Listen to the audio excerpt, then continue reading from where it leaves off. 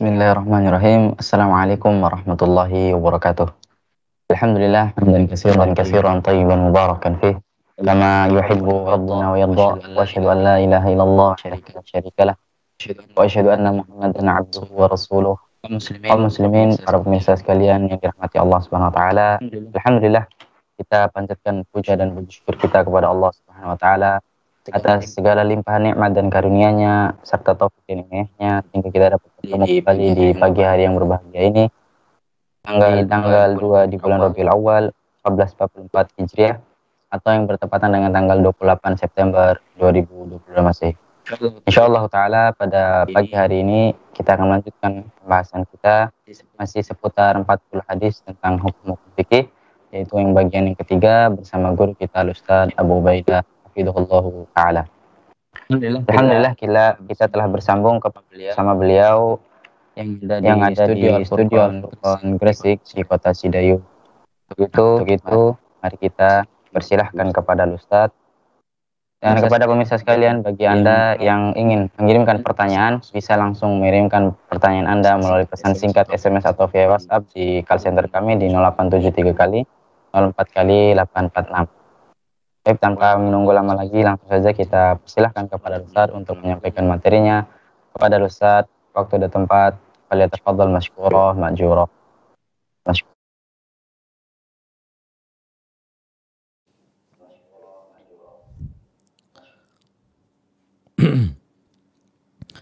Bismillahirrahmanirrahim.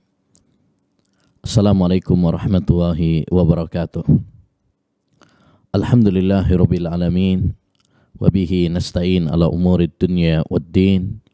Wassalatu wassalamu ala ashrafil anbiya'i wal mursalin Nabiyyina Muhammad wa ala alihi wa sahbihi ajma'in wa man ihtada bihuda wattaba'a tharahu ila yaumiddin, amma ba'd.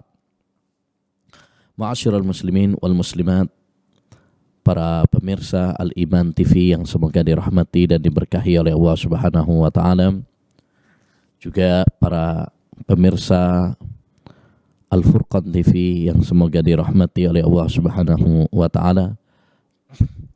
Alhamdulillah kita bisa bertemu kembali dalam kajian kita setiap Rabu pagi yang membahas tentang Al-Arba'una fil Ahkam, 40 hadis seputar hukum fikih karya Al-Imam Al-Mundhiri rahimahullahu ta'ala. Dan ini adalah pertemuan yang kedua. Sebelumnya telah kita bahas muqaddimah kitab ini, sekaligus hadis pertama, hadis pembukaan yang berisi la yaqbalullah salata ahadikum idza ahdasa hatta yatawadda.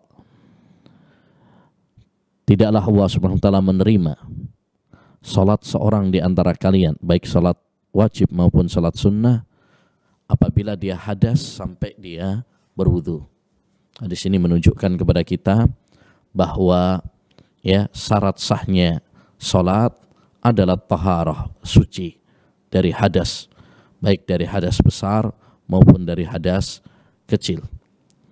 Selanjutnya kita lanjutkan insyaallah ta'ala pada pertemuan ini hadis yang kedua dan seterusnya. Bismillahirrahmanirrahim. Al-hadisu as-sani, hadis yang kedua. An Abi Hurairah radhiyallahu anhu anna an-nabiyya sallallahu alaihi wasallam qala. Dari sahabat Abu Hurairah, semoga Allah Subhanahu wa taala meridainya, bahwasanya Nabi alaihi salatu wassalam bersabda, "Idza staiqadha ahadukum min naumihi." Apabila salah seorang di antara kalian bangun dari tidurnya, fala yaghmis yadahu fil ina'i hatta yaghsilaha salasan. Maka janganlah dia mencelupkan tangannya, yakni telapak tangannya, fil ina, dalam bejana, hatta yaghsilaha salasan, sehingga dia mencucinya terlebih dahulu sebanyak 3 kali.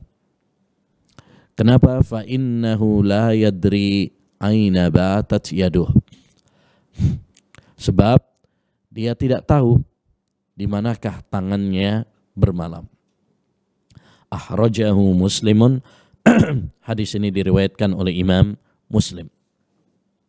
Hadis ini, ma'asyiral muslimin rahimani wa rahimakumullah, termasuk hadis-hadis seputar fikih ya, yang dibahas oleh para ulama dalam ahadisul ahkam, hadis-hadis seputar hukum fikih.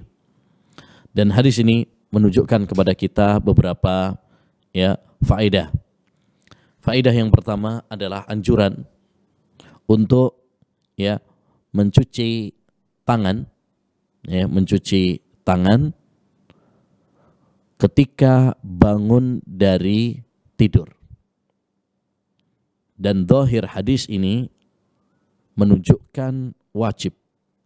Mencuci tangan tersebut hukumnya adalah wajib, karena Nabi mengatakan ya janganlah dia mencelupkan tangannya ke bejana sampai dia mencucinya. Jadi zahir hadis ini menunjukkan wajib, walaupun ya sebagian para ulama, bahkan mayoritas ulama mengatakan ini hanya sunnah saja ya.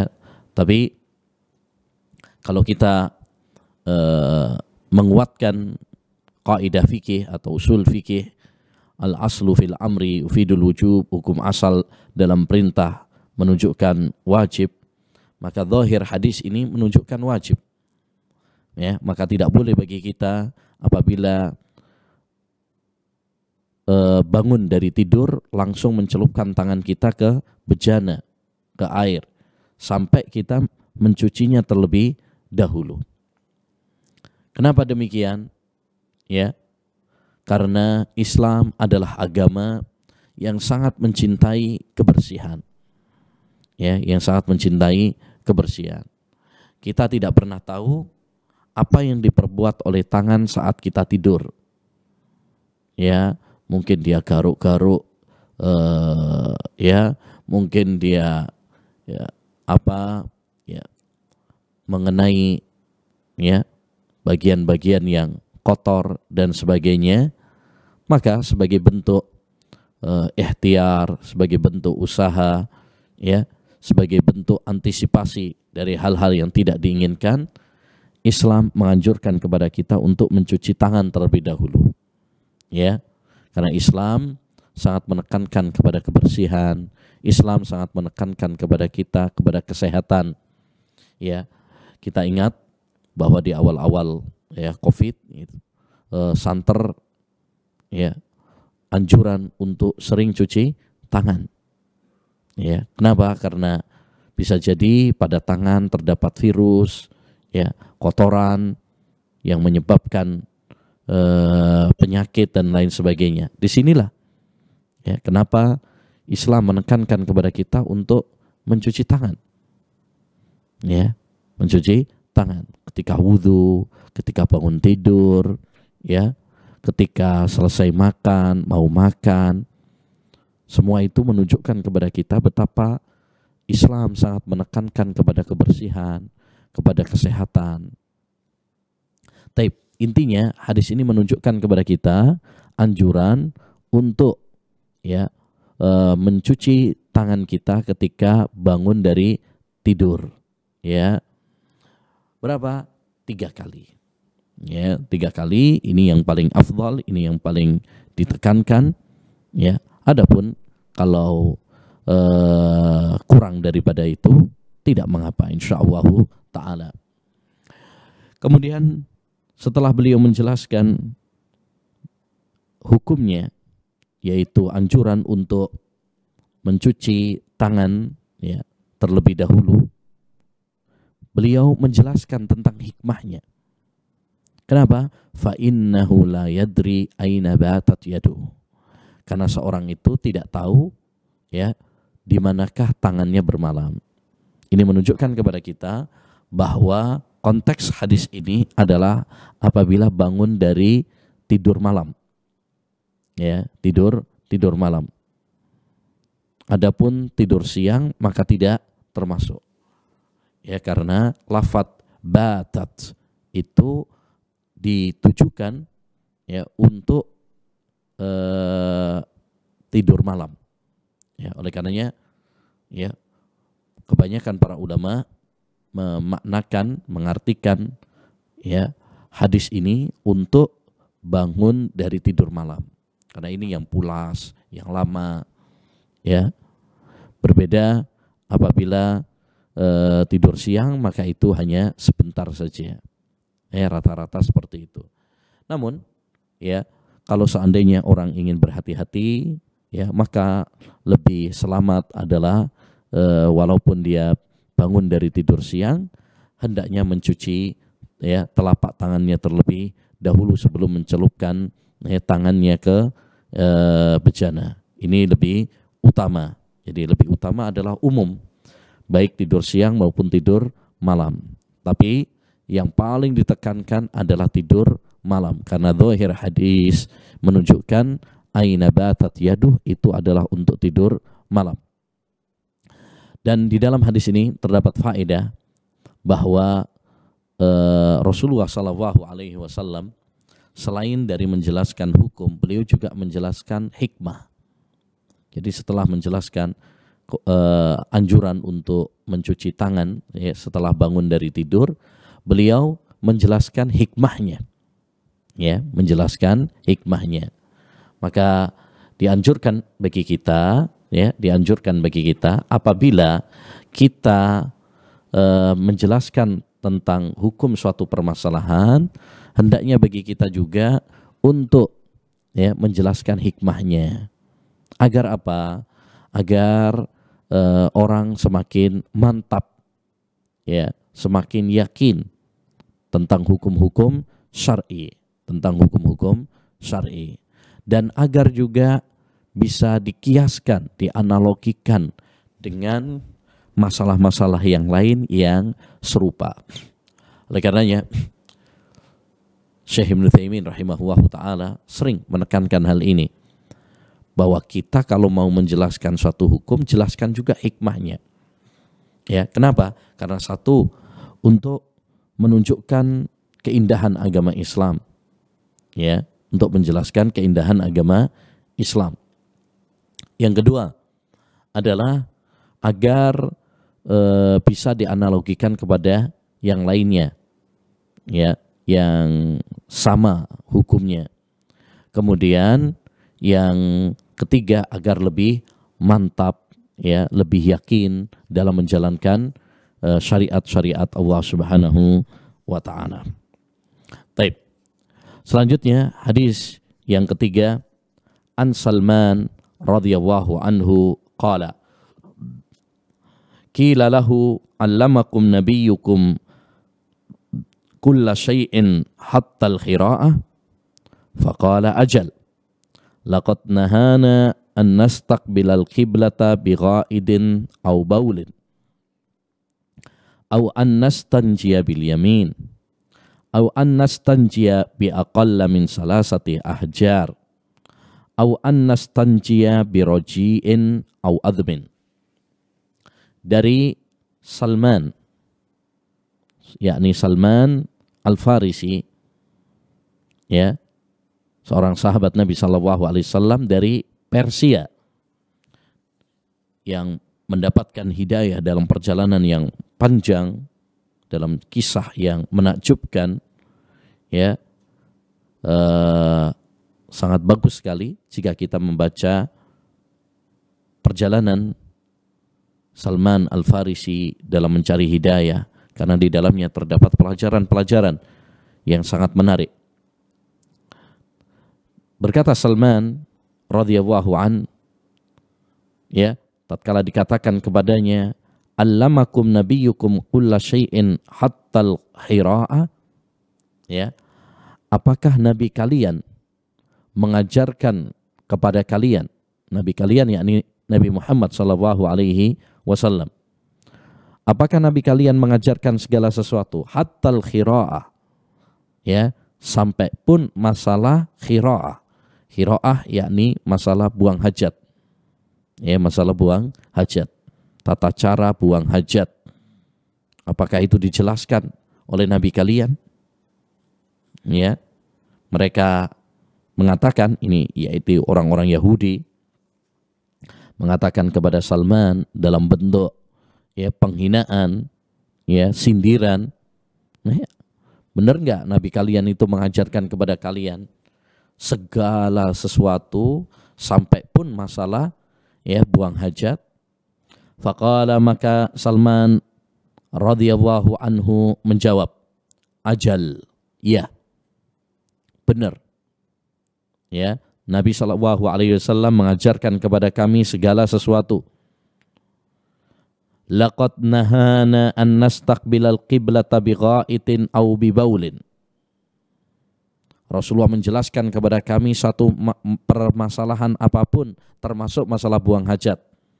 Di antaranya Rasulullah SAW melarang kami menghadap kiblat ketika ya buang air besar, buang hajat air besar maupun air kencing. Au annastanjiya bil yamin. Demikian juga Rasulullah SAW melarang kami istinja dengan tangan kanan. Au annastanjiya bi aqalla min salasati ahjar. Demikian juga Rasulullah SAW melarang kami istinja ya kurang dari 3 batu. Au annastanjiya bi roji'in au admin. Demikian juga Rasulullah melarang kami istinja dengan roji, ya kotoran, au admin atau tulang. Hadis ini hadis yang sangat agung yang menjelaskan kepada kita tentang kesempurnaan agama Islam dan bahwasanya agama Islam adalah agama yang sangat menakjubkan, yang membahas semua permasalahan yang dibutuhkan oleh hamba. Ya, Allah Subhanahu wa taala berfirman, "Al-yauma akmaltu lakum dinakum wa atmamtu 'alaikum ni'mati wa raditu lakumul Islam madina." Pada hari ini telah aku sempurnakan agama kalian, yaitu agama Islam. Ya, dan aku sempurnakan nikmatku atas kalian dan aku ridha Islam sebagai agama kalian. Demikian juga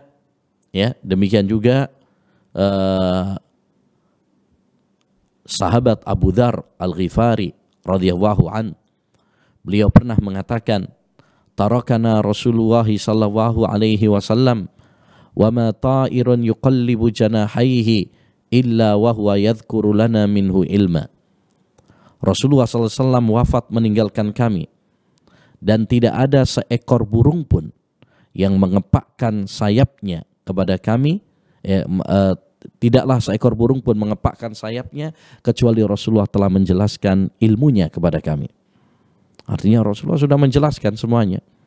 Sampai masalah-masalah ya buang hajat pun sudah dijelaskan oleh Nabi SAW. Tidak ada yang disembunyikan oleh beliau. Semua ya hal yang mengantarkan menuju surga sudah disampaikan. Semua hal yang menjauhkan dari neraka sudah disampaikan. Tinggal kita mau mempelajarinya dan mengamalkannya atau enggak. Taib. Dari hadis ini juga dapat kita ambil ya beberapa faedah seputar hukum fikih ya, terutama masalah buang hajat ya, karena ini kaitannya dengan toharoh, bersuci juga ya, di mana kita dianjurkan untuk bersuci setelah buang hajat, setelah kencing ya. Jangan sampai kita tidak perhatian dengan masalah ini sehingga menyebabkan kita ya disiksa di azab kubur. Nabi SAW pernah mengatakan aksaru adzabil qabri minal baul. Kebanyakan azab kubur itu adalah dari kencing. Maksudnya disebabkan orang yang tidak perhatian dengan masalah kencingnya sehingga dia nyiprat ke bajunya, ke badannya, atau dia tidak mencuci, ya tidak cebok, Ya, hati-hati. Ya, karena Islam sangat memperhatikan kepada masalah kesucian, kebersihan. Ya, karena itu merupakan syarat sahnya salat. Dari hadis ini dapat kita ambil beberapa hukum fikih ya. Yang pertama adalah larangan buang hajat ya, baik BAB ataupun kencing ya, dengan menghadap kiblat. Nah, ini dilarang oleh Nabi Shallallahu Alaihi Wasallam. Sebagaimana dalam hadis Abu Ayyub Al-Ansari ya, bahwa Rasulullah Shallallahu Alaihi Wasallam melarang ya menghadap kiblat atau membelakanginya saat buang hajat. Walaupun mayoritas ulama mengatakan bahwa larangan tersebut kalau di tanah lapang. Adapun apabila di tempat yang tertutup, maka ya tidak sampai kepada hukum haram, tetapi makruh. Ya, tetapi hanya ya makruh atau diperbolehkan. Diperbolehkan. Kenapa? Karena dalam riwayat yang lain Rasulullah Shallallahu Alaihi Wasallam ya pernah ya beliau membelakangi kiblat. Beliau membelakangi kiblat sebagaimana dalam hadis Ibnu Umar radhiyallahu an. Sehingga para ulama ya rahimahumullah taala mereka menggabung antara dua hadis tersebut ya, bahwa apabila di tempat yang terbuka, di tempat yang luas ya, baru itu dilarang menghadap kiblat atau membelakanginya. Adapun apabila sudah tertutup maka tidak mengapa, Ini pendapat mayoritas ulama untuk menggabung antara dua hadis yang dohirnya bertentangan. Ya, sebab di antara kaidah yang disebutkan oleh para ulama, al-jam'u aula minat tarjih. Ya, menggabung antara dua hadis yang sekilas bertentangan itu lebih utama daripada kita mentarjih, menguatkan salah satunya. Jadi intinya Rasulullah SAW melarang kita untuk ya menghadap kiblat atau membelakanginya saat qada'ul hajah. Ya, sebagai penghormatan kita kepada kiblat, sebagai bentuk penghormatan kita kepada kiblat. Dan perlu diketahui bahwasanya masalah menghadap kiblat itu ada yang wajib seperti ketika sholat ya, diwajibkan untuk menghadap kiblat. Ada yang ya haram seperti ketika buang hajat ya. Ada yang boleh ya, ada yang boleh jika tidak ada larangannya, seperti tidur misalkan menghadap kiblat boleh, atau duduk menghadap kiblat boleh. Ada kalanya juga adalah ya makruh ya, makruh seperti yang disebutkan oleh para ulama usai sholat, karena usai sholat itu hendaknya menghadap makmum ya, bukan menghadap kiblat saja. Taib. Larangan yang kedua dari hadis yang mulia ini adalah au annastanjiya bil yamin, istinja dengan tangan kanan. Ini dilarang. Kenapa dilarang? Karena tangan kanan itu adalah untuk sesuatu yang mulia. Ya, Rasulullah SAW sangat memuliakan tangan kanan. Disebutkan dalam hadis Aisyah, kana Nabi SAW yu'jibuhu at-tayammunu fi tana'ulihi wa tarajjulihi ya wa fi sya'nihi kullih. Adalah Rasulullah SAW mementingkan, mendahulukan yang kanan dalam bersandal, bersisir, dalam berwudu, dan dalam segala urusannya. Ya, dalam segala urusannya. Oleh karenanya, karena kanan itu adalah untuk sesuatu yang mulia, maka tidak pantas apabila seorang cebok ya untuk membersihkan dari kotoran dengan tangan kanan. Ini dilarang oleh Nabi Shallallahu Alaihi Wasallam. Hendaknya pakai tangan kiri. Ya, oleh karenanya para ulama mengatakan bahwa kanan itu untuk sesuatu yang mulia, kiri untuk sesuatu yang kotor seperti ya cebok. Ya, makanya para ulama membagi masalah ini menjadi 3. Satu, ya kalau untuk urusan-urusan yang mulia, yang baik, maka didahulukan yang kanan. Seperti ke masjid, ya, ke masjid, wudhu, dahulukan yang kanan.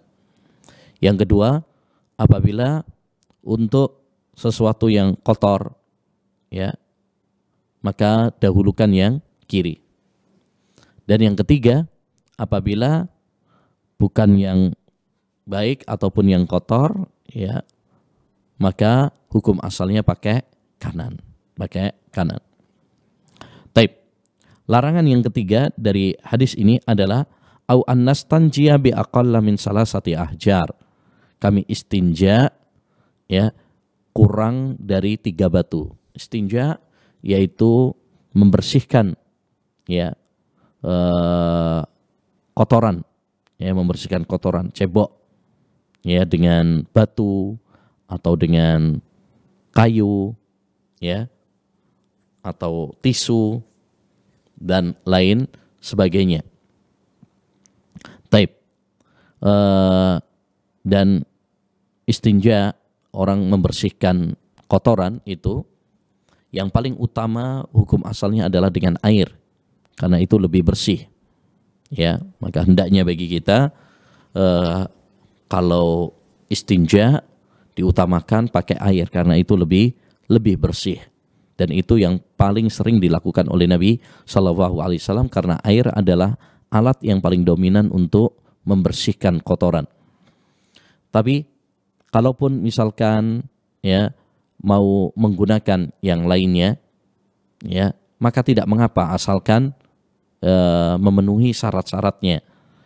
Ya, di antara persyaratan tersebut adalah tidak boleh kurang dari 3. Kalau misalkan pakai batu, misalkan tidak boleh kurang dari 3 batu. Kalau hanya 1 atau 2, maka tidak boleh. Ya, minimal adalah 3. Minimal adalah 3. Kenapa? Agar bersih. Kalau dia lebih daripada itu, maka tidak mengapa.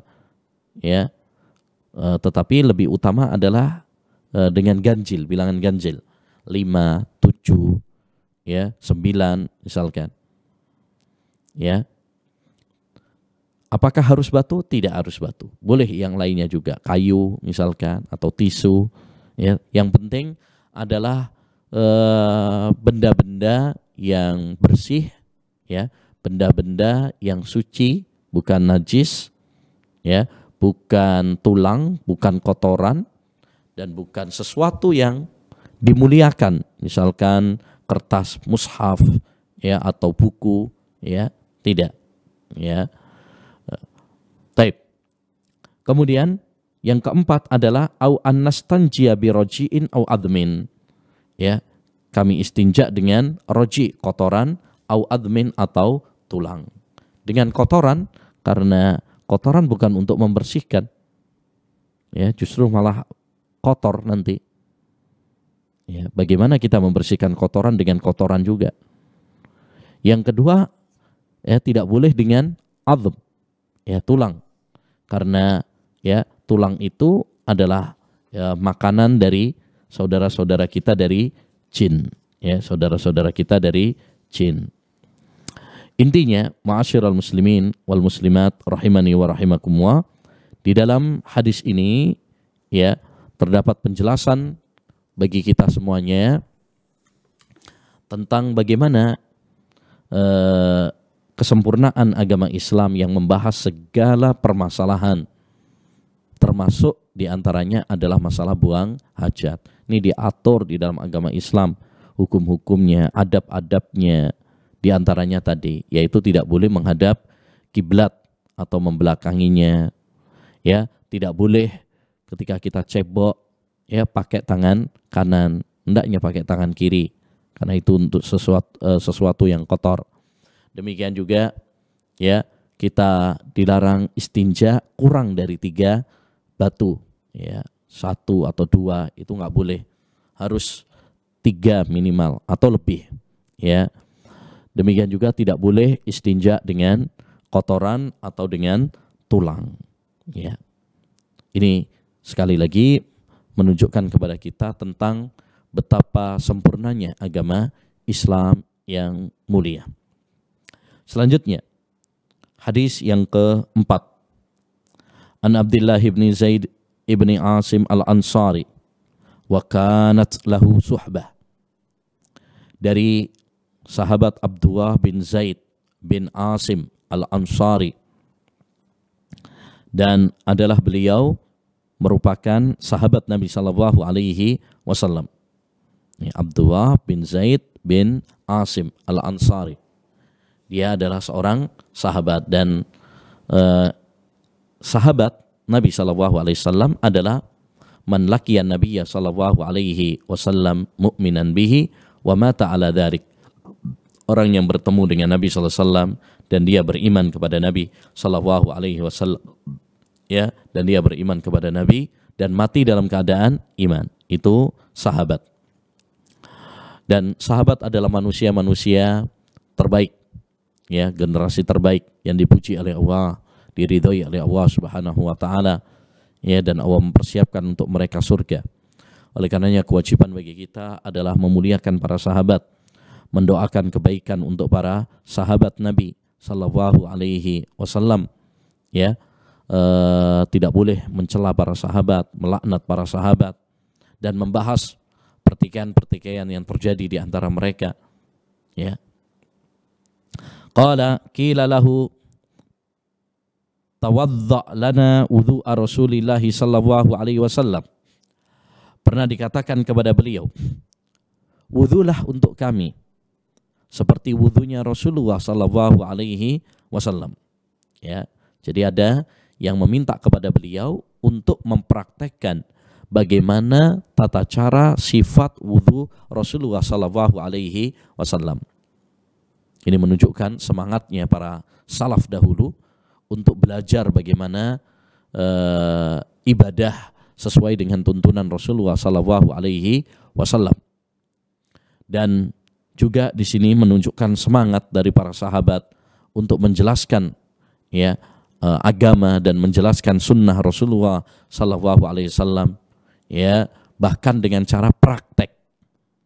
Karena dengan mempraktekkan suatu ilmu, suatu sunnah akan lebih mudah ditangkap, dicerna oleh jamaah. Rasulullah SAW, wudulah untuk kami seperti wudunya Rasulullah SAW. Fada'a bi'ina'in, maka beliau pun minta diambilkan bejana, ya, bejana yang berisi air. Fa'akfa'a minhu ala yadayh, beliau tuangkan pada kedua telapak tangannya. Ya, jadi di sini menunjukkan kepada kita, jadi sebelum wudu disunnahkan bagi kita untuk mencuci telapak tangan terlebih dahulu. Faghasalahuma salasan, mencucinya 3 kali. Ya, dianjurkan untuk mencuci tangan terlebih dahulu. Ini sunnah, ya, ini sunnah, tidak sampai wajib tapi sunnah. Kenapa? Karena tangan ini adalah alat yang akan kita pakai untuk berwudu. Ya, sebelum kita berkumur, sebelum kita cuci muka, ya, kita bersihkan dulu alatnya. Jangan sampai nanti tangannya kotor sehingga kita berkumur, ya, bercampur air kita dengan kotoran, begitu. Jadi ini menunjukkan kepada kita sunnahnya mencuci tangan terlebih dahulu. Ya, jadi Islam sangat perhatian dengan masalah cuci tangan ini, ya. Kalau kemarin-kemarin banyak seruan untuk cuci tangan, sebenarnya jauh-jauh hari Islam sudah menganjurkan. Summa adkhala yadahu fil ina fastahrajaha. Kemudian Rasulullah SAW kemudian beliau memasukkan telapak tangannya ke bejana. Fastahrajaha, lalu mengeluarkannya. Fatamadmadha wastanshaqa min kaffin wahid fafa'ala dzalika salasan. Lalu beliau berkumur, lalu istinsyaq, ya, istinsyaq yakni memasukkan air ke hidung, min kaffin wahid, dari satu telapak tangan. Jadi ini menunjukkan bahwasanya satu, berkumur-kumur sama istinsyaq itu jadi satu, bukan sendiri-sendiri. Jadi kumur, ya, bawa air begini, kita berkumur, sebagian air untuk berkumur dan sebagian air masuk ke hidung, istinsyaq. Ya, istinsyaq. Kita melakukannya ya 3 kali. Ini sunnahnya. Kalau 1 kali boleh, 2 kali boleh. Tetapi yang lebih utama adalah 3 kali karena ini yang paling sering dilakukan oleh Nabi Sallallahu Alaihi Wasallam. Jadi ini menunjukkan kepada kita anjuran ketika berwudu itu adalah apa? Berkumur, ya, dan istinsyaq. Ya, berkumur dan istinsyaq. Dan pendapat yang kuat bahwasanya berkumur dan istinsyaq hukumnya adalah wajib, ya, karena terdapat riwayat-riwayat yang menunjukkan perintah dan hukum asal perintah menunjukkan wajib. Dan istinsyaq, demikian juga berkumur, itu adalah untuk kebersihan mulut kita, ya, kebersihan mulut kita. Jadi sekali lagi wudu itu adalah untuk kebersihan, ya, badan kita, untuk kesehatan badan kita.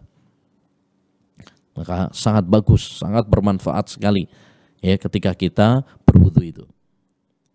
Dan ini juga menunjukkan kepada kita tadi satu faedah bahwasanya berkumur dan istinsyaq itu tidak terpisah, tapi jadi satu, digabung jadi satu. Taib. Kemudian setelah berkumur dan istinsyaq, ya, 3 kali, summa adkhala yadahu fil ina. Beliau memasukkan tangannya, telapak tangannya maksudnya, ke bejana. Fastahrajaha, lalu mengeluarkannya. Faghasala wajhahu salasan. Beliau membasuh wajahnya, mengusap wajahnya, ya, mencuci wajahnya 3 kali. Ya, mencuci wajah, membasuh wajah ketika wudu hukumnya wajib. Karena ini perintah Allah dalam Al-Quran, faghsilu wujuhakum, ya, basuhlah wajah kalian. Salasan 3 kali, ini sunnahnya, ini yang paling utama. Kalau seandainya kurang daripada itu juga diperbolehkan. Ya, kalau kurang dari 3 kali, hanya sekali atau 2 kali, maka tidak mengapa. Karena Rasulullah pernah melakukan hanya sekali, ya, pernah Rasulullah juga cuma 2 kali. Tetapi yang paling sering dilakukan oleh Rasulullah SAW adalah 3 kali. Summa adkhala yadahu fil ina fastahrajahu. Lalu Rasulullah memasukkan telapak tangannya ke bejana lagi, kemudian mengeluarkannya. Faghasala yadayhi ilal mirfaqaini marratain. Kemudian beliau mencuci tangannya hingga mirfaq, ya, siku. 2 kali, yakni yang kanan 2 kali, kemudian yang kiri 2 kali. Ini menunjukkan kepada kita tadi pertama kewajiban, ya, mencuci tangan hingga ke siku ini hukumnya wajib, ya, karena Allah perintahkan di dalam Al-Quran, wa aydiyakum ilal marafiq, dan cucilah wajah dan wujilah tangan kalian sampai ke siku. Ini menunjukkan wajib. Adapun 2 kali, maka ini menunjukkan bahwasanya mencuci tangan, ya, hingga ke siku itu boleh 2 kali. Kalau mau 3 kali juga boleh, mau sekali juga boleh, ya, karena semuanya pernah dipraktekkan oleh Nabi Sallallahu Alaihi Wasallam. Hanya saja yang paling sering adalah, ya, 3 kali. Summa adkhala yadahu fil ina. Kemudian Rasulullah memasukkan telapak tangannya ke bejana. Fastahrajaha, kemudian mengeluarkannya. Famasaha bi ra'sihi, beliau mengusap. Jadi kalau rambut kepala itu mengusap.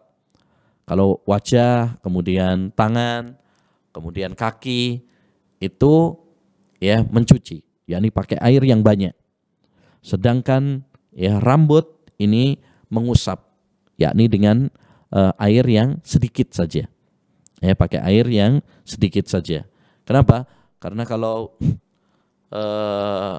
mencuci rambut ya tentu ini memberatkan, terutama musim dingin. Ya, juga karena sulit keringnya, berbeda dengan anggota badan yang lainnya.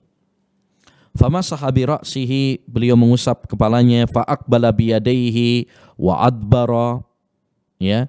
Kemudian beliau ya mengusapkannya ke depan lalu ke belakang, ya. Summa ghamasa bi sabbabatayhi wa ibhamaihi fil ina. Kemudian Rasulullah sallallahu alaihi wasallam ya mencelupkan kedua tangannya ya ke bejana, famasaha udhunaihi dhahirahuma wa batinahuma, kemudian mengusapkan ke telinganya ya, baik yang luar maupun yang dalam. Jadi maksudnya beliau juga mencuci ya, mengusap bagian ya telinga juga. Summa ghassala rijlaihi ilal ka'bain, kemudian ya beliau mencuci kakinya sampai ke mata kaki. Ya, ini menunjukkan wajibnya mencuci kaki karena itu ada perintah dalam Al-Qur'an. Ya, dan itu yang dipraktekkan oleh Rasulullah sallallahu alaihi wasallam. Summa qala, kemudian Rasulullah SAW mengatakan, kemudian Abdullah bin Zaid bin Asim mengatakan, hakadha kana wudhu Rasulullah sallallahu alaihi wasallam. Begitulah wudhunya Rasulullah sallallahu alaihi wasallam.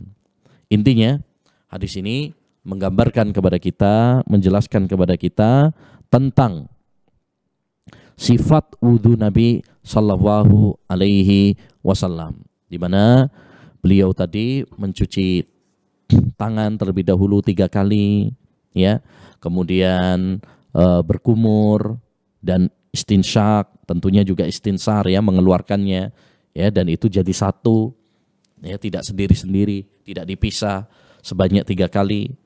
Kemudian setelah itu membasuh wajahnya 3 kali.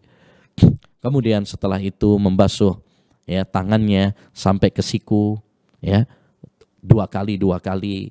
Kemudian mengusap ya kepalanya ya. Di sini tidak disebutkan berapa kalinya, tapi dalam riwayat yang lain sekali ya beliau mengusap ya kepalanya ya, mulai dari depan sampai ke belakang. Juga mengusap telinganya ya, baik yang luar maupun yang dalam diusap oleh Nabi Shallallahu Alaihi Wasallam. Lalu ditutup dengan membasuh bagian kaki. Ya, dengan demikian selesai ya tata cara wudhu Nabi Shallallahu Alaihi Wasallam. Taib. Demikian ma'asyiral muslimin wal muslimat rahimani wa rahimakumullah yang bisa kita bahas ya tentang beberapa hadis seputar fikih. Mudah-mudahan apa yang telah kita pelajari bermanfaat bagi kita semuanya, menambah ilmu yang bermanfaat, dan kita bisa mengamalkannya dalam kehidupan kita. Amin ya rabbal alamin.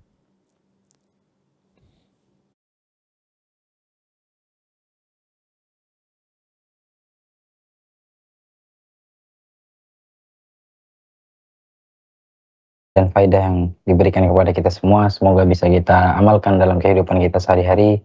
Kemudian kita beranjak ke sesi selanjutnya, yaitu sesi tanya jawab. Alhamdulillah telah masuk beberapa pertanyaan di sini, Ustaz. Pertanyaan yang pertama, ahsanallahu ilaikum. Ya Ustadz, bagaimana jika pakaian kita terjatuh di dalam kamar mandi, yang mana lantai kamar mandinya itu terdapat air, sehingga tersisalah bekas air di pakaian yang jatuh itu, Ustadz. Apakah pakaian itu kita hukumi terkena najis, Ustaz? Jazakumullahu khairan.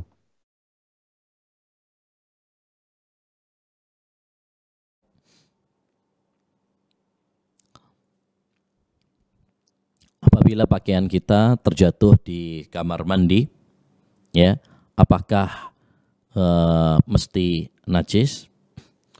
Pertama, ada satu kaidah yang disebutkan oleh para ulama, al-yaqinu la yazulu bisyak. Sesuatu yang yakin tidak dihilangkan dengan keraguan. Ya, ketika pakaian kita jatuh di kamar mandi, maka hukum asalnya adalah tidak najis. Ya, tidak najis. Sampai ya kita betul-betul yakin bahwa ya pakaian kita tersebut terkena najis. Karena kalau cuma sekedar jatuh itu kan belum tentu terkena najis. Bisa jadi di area yang kering, yang tidak najis, ya, tidak terkena air kencing, tidak terkena BAB gitu ya kan. Jadi tidak serta-merta setiap baju atau celana kita ketika jatuh berarti kita langsung hukumi najis, tidak. Ya, kecuali apabila kita memiliki keyakinan, ya, misalkan tadi terkena air kencing misalkan, ya, maka di sini baru kemudian kita bersihkan. Tapi selagi tidak ada bukti yang meyakinkan bahwasanya terkena najis, maka hukum asalnya tidak. Ya, tidak. Jadi apakah setiap pakaian yang jatuh di kamar mandi mesti najis? Tentu jawabannya tidak. Ya, al-yakin la yazulu bisyak. Sampai kapan? Sampai terbukti bahwasanya pakaian kita tersebut memang terkena najis, ya, terkena kencing misalkan, ya, terkena kotoran misalkan, ya, dan itu terlihat dalam warnanya, terlihat pada baunya, ya, maka wajib untuk dibersihkan najis tersebut sampai hilang pengaruhnya. Wallahu a'lam.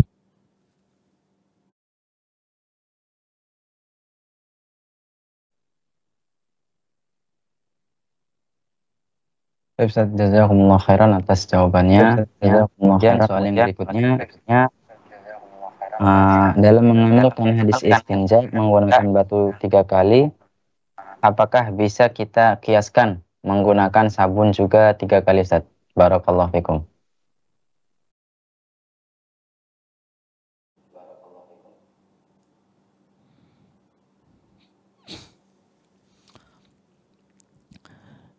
Ya, tadi sudah kita sampaikan bahwasannya dalam istinja, ya, orang atau istijmar misalkan. Kalau istinja itu biasanya digunakan untuk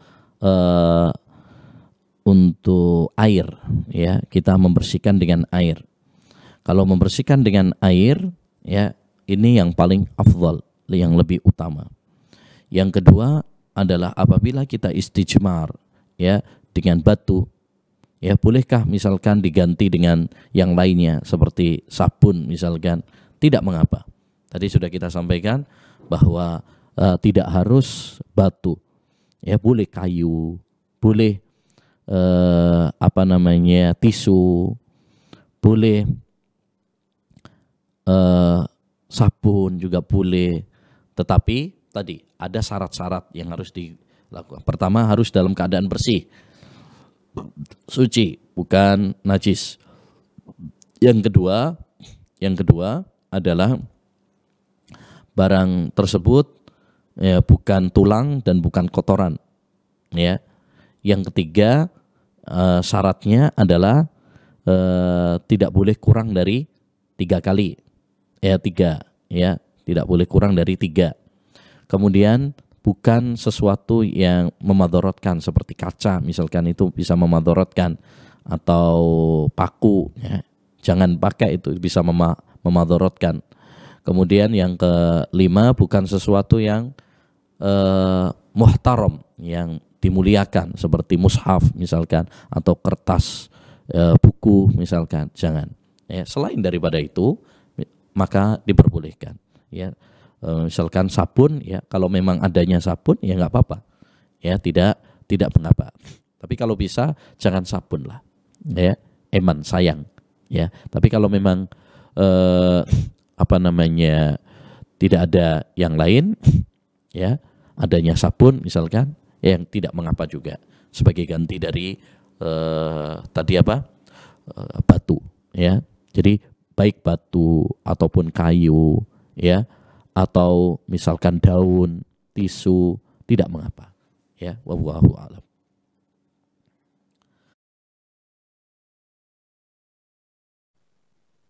Baik Ustaz, jazakumullah khairan atas jawabannya. Semoga bisa dipahami oleh penanya. Kemudian Ustaz, selanjutnya soal yang berikutnya dari hamba Allah. Saya memiliki kebiasaan mematahkan tulang untuk saya makan bagian dalamnya setelah makan Ustaz. Apakah ini harus saya tinggalkan setelah Anda mengetahui bahwasannya tulang itu makanan untuk jin Ustaz? Jazakumullah khairan.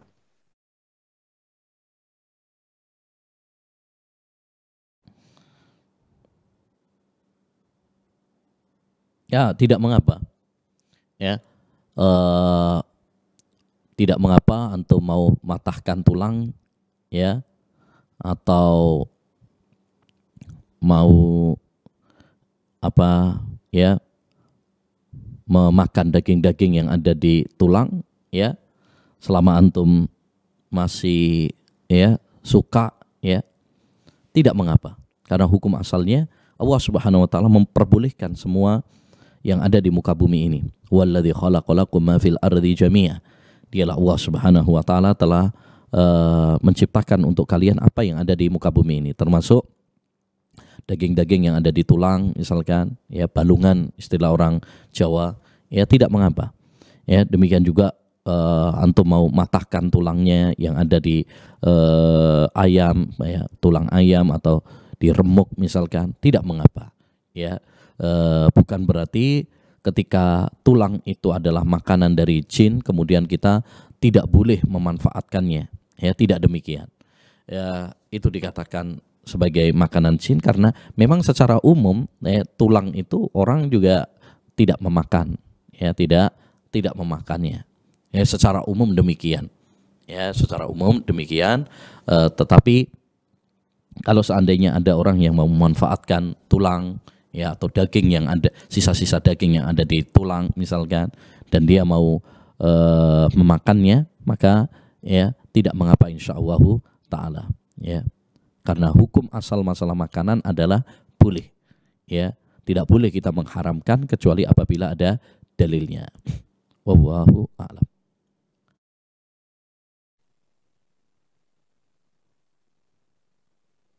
Ustaz, jazakumullah khairan atas jawabannya. Kemudian pertanyaan terakhir di sini Ustaz, di pagi hari ini. Ustaz, bagaimana seorang yang kidal, yaitu yang mana dia banyak aktivitasnya menggunakan tangan kirinya, akan tapi tatkala dia makan tetap menggunakan tangan kanannya. Dan apakah bentuk tidak adab terhadap Al-Quran tatkala dia memegang dengan tangan kiri pada saat membacanya Ustaz?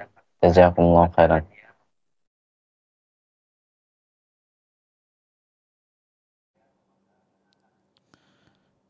Ya, memang ada sebagian orang itu yang kidal gitu ya. Jadi yang paling kuat dia, yang paling sering adalah menggunakan dengan tangan kirinya. Ya, apakah termasuk kurang adab? Ya, jika dia misalkan, ya, megang mushaf dengan tangan kiri, nulis dengan tangan kiri dan sebagainya.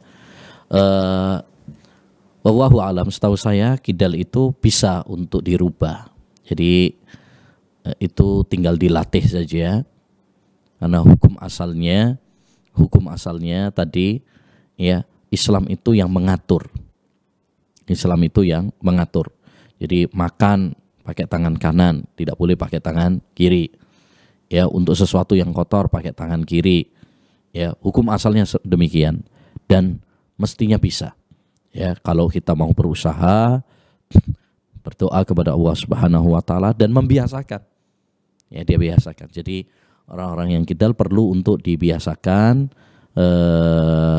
supaya ya hal-hal yang memang semestinya atau sewajarnya adalah dengan tangan kanan bisa dia gunakan dengan tangan kanan.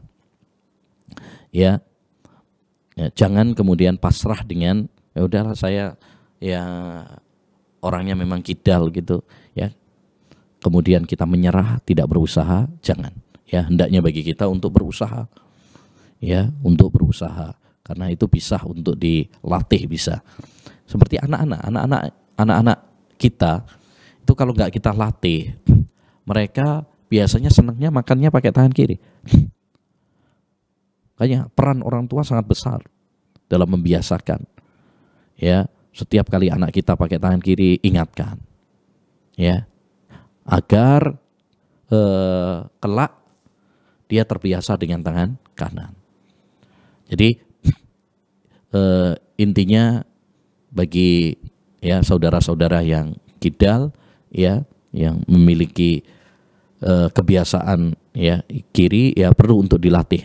Yang kanannya juga perlu untuk dilatih sehingga mudah-mudahan kita bisa menjalankan sesuai dengan aturan agama Islam, adab-adabnya ya pakai tangan kanan dalam hal-hal yang memang dianjurkan untuk menggunakan yang kanan ya, terutama makan ya karena ada perintahnya dari Nabi Shallallahu Alaihi Wasallam ya. Kemudian yang kiri untuk sesuatu yang kotor ya, demikian. Wallahu a'lam bishawab. Subhanakallahumma bihamdika asyhadu an la ilaha illa anta astaghfiruka wa atubu ilaik. Assalamualaikum warahmatullahi wabarakatuh.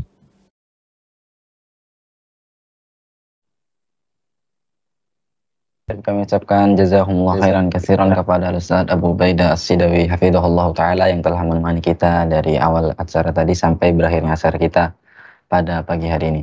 Insyaallah taala kita akan bertemu kembali di pekan berikutnya di hari yang sama, di waktu yang sama biidznillah taala.